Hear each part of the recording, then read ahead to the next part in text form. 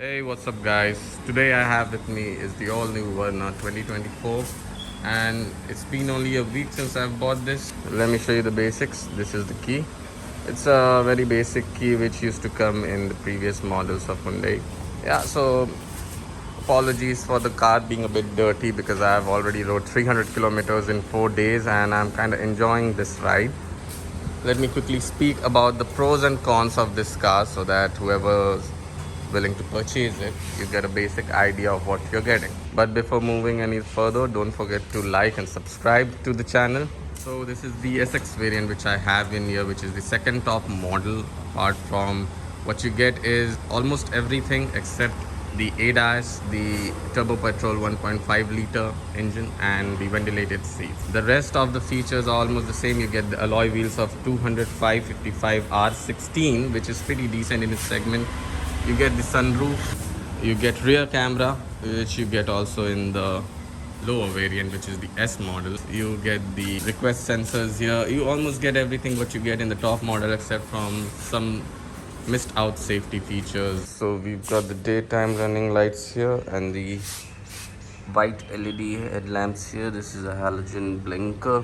I don't have the turbo model here, but this is the MPFI engine, which comes around with 114 HP and 145 Newton meters of torque. And the mileage it produces is about 12 to 14 kmpl in city rides, and in highway rides you don't have to worry about anything. This car can produce more than 20 kmpl if you are on a cruise mode in highway ride, and if you are just manually driving, you will get about 17 to 18 kmpl easily on highways. So this is what it looks from the inside, guys. You've got a auto dimming IRVM here. You've got a digital instrument cluster here.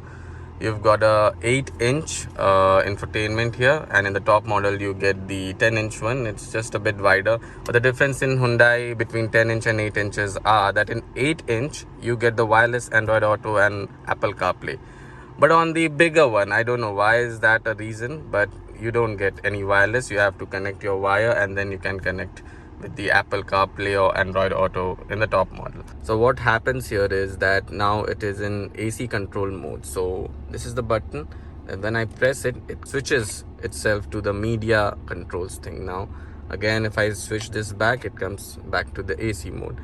Now there are 3 modes here: low, mid, high.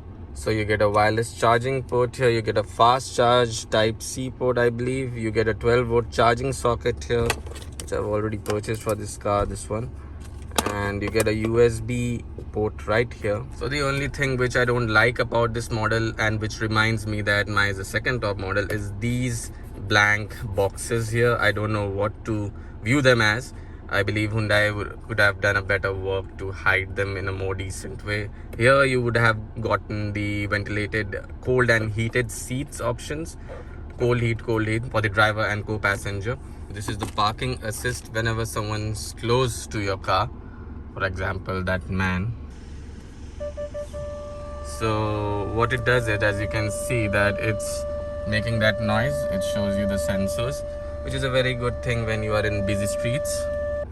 So the other feature they offer you in this SX model is the rear camera. First of all, let me compliment the camera quality. It's very nice. I believe Hyundai always provides you with the best cameras. There might be companies who must be offering better cameras in the segment, but I personally like this camera. It's very, very clear even during rain or some minor dust particles. What you get, this is the underground camera, which I call. I don't know how it's supposed to be used. As you can see, this is placed right behind the car. I don't know what it's used for. Probably when you are stuck in a very tight place for parking and the other car is right here, it might help you. You get the hazard light right here. The design of this car is very, very sleek and very much driver focused. It's not like in a straight line where the passengers cannot fiddle with these infotainment systems when you have all the settings which is required for the drive. You get the seat belt reminder icons here. Whenever someone's wearing a seatbelt, you will get it lighten up. If someone's not, then you won't get it. So the bottle holders in the front seat are given as 2, whereas in the rear seats it's only 1 bottle holder, and it's an ample amount of spacing inside the car where you can keep your stuffs. The steering wheel is telescopic as well as tilt. So basically about the instrument cluster, this is the cruise control, this is the menu button, this is cruise speed up and down, this is the reset, this is anything you want to click OK. These are the media controls, this is the voice control, these are to change channels or songs wherever you are playing it from. These are the volume buttons. This is the call pickup. This is your favorite button. So I have bounded my favorite button as the home button wherever it is, wherever I'm stuck in whichever page.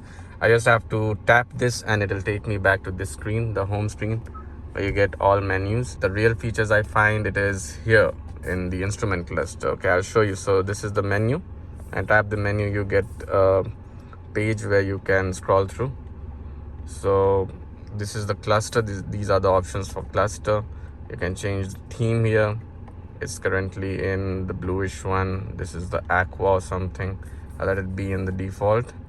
And these are the welcome sounds and whatever you need. The lights are basically for the ambient lighting, which you can probably see at night. I'll make another video about it. So ambient light color are a hell lot of options, whichever one you want to choose. And illumination is probably the brightness and everything. Now door, auto lock, auto unlock, everything almost you can scroll it and set it from here, whatever you like in your car, which is very convenient for the driver. You get the traction control, you get the headlight leveler, you get the auto start off option here, you get the start stop button option here, so it's a keyless car. And what else? And you, of course, you get the sunroof and the LED lights here inside the cabin, which are very bright, to be honest, and it really works in the night. And the seats are of fabric. I wouldn't say the seats are very much comfortable, but for city rides and normal drives, it's good. So you get the handbrake here. In the top model, you would have gotten the electronic parking brakes. You get a sliding armrest here, and the space here I would say is not as much as you would have expected, but it just does the job. This is the Kajal I had bought. So you get 6 speakers, the basic speakers. In the top model you get the Bose speakers, and I believe 6 speakers are fine. You get the ambient lighting. Oh, not to mention, this was one of the biggest reasons, this and the sunroof, why I bought the SX model and didn't find it necessary to buy the turbo model, because the turbo is in my hands anyway. So now let's get into the rear seats and let me show you how the space is. The space is pretty ample, that the seat is adjusted with my height. My height is almost 5'8" or 5'9" something, and it's like about more than 5 inches or 6 inches of gap here, which is pretty adequate. And even people with taller heights of 6 feet and more would have sat very comfortably. I believe that only 2 people can travel in a very comfortable way, but for 3 people it's slightly manageable. So you get 2 charging ports which are fast charging. It's a type C port, and the gearbox area is pretty much dumped down, I would say, and it's very much comfortable. You don't actually feel anything obstructing your seating positions. And you get a bottle holder. The bottle holding spaces are also very much adequate. You get the same thing over there. You get a parcel tray right here. The curve of this car is very pretty, that you don't even require a rear wiper, and so the water slides down when it's raining, which is raining right now. And I didn't feel any necessity of a rear wiper. You get a rear armrest right here, if you can see. So overall, if you ask me, I would say there are more pros than cons for this car, especially in this model. So whoever's waiting to listen about the cons would be that this car is a sedan and you cannot take it everywhere, as you know. But the ride height they offer you is now, they say that it's about 168 to 169, but honestly till now I have drove about 300 kilometers in a place where it's almost like a hill station, and somewhere it's city. It's Jharkhand. I haven't struck my car anywhere underneath yet, whereas there are bumpers which can strike you. If you drive carefully, you won't be hit. Some people say that the design is very much forward. It's very much techy and geeky kind of design, but personally speaking, that this design would last for about 10 to 15 years in the coming years.